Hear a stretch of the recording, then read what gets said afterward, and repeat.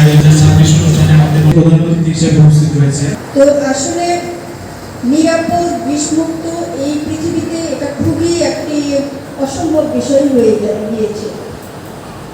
আমাদের ফসলের মানুষের যেমন রোগবালাই বাড়ছে, ফসলের রোগবালাই বাড়ছে।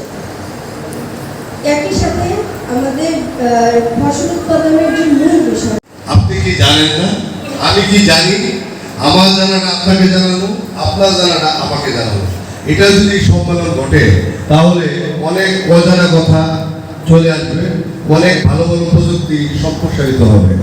এই যে পাটনা প্রকল্পের মাধ্যমে আপনাদেরকে মাঠ পর্যায়ে কৃষকদেরকে FPFS করা হয়েছে, কৃষক মাঠ স্কুল।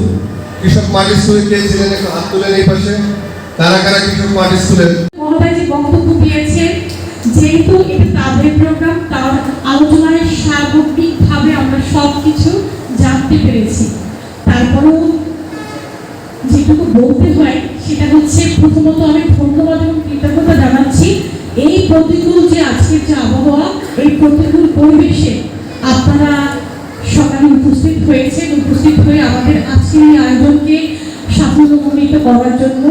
একই সাথে এবং নদী ভাঙনের শিকার সেদিক থেকে বলতে গেলে আমার এখানে আমাদের জমির প্রায় 12,000 হেক্টরের ভিতরে প্রায় 50% হচ্ছে বেশি হচ্ছে নিচু বা মাঝারি নিচু হওয়ার কারণে এখানকার শস্য বিন্যাস বা শস্য উৎপাদনের যে প্রক্রিয়াটি রয়েছে সেটি একটু মানে কৃষকের ক্ষতিগ্রস্ত হয় বেশি।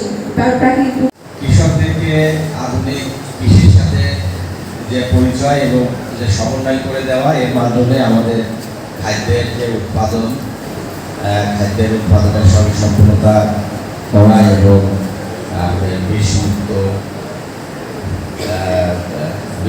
হাইজেনিক যে ফসল বা খাদ্যশস্য।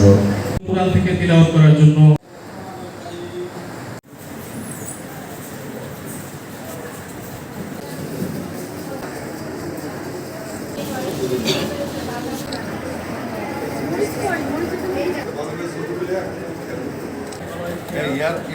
সংরক্ষণের সুবিধা কোনটা?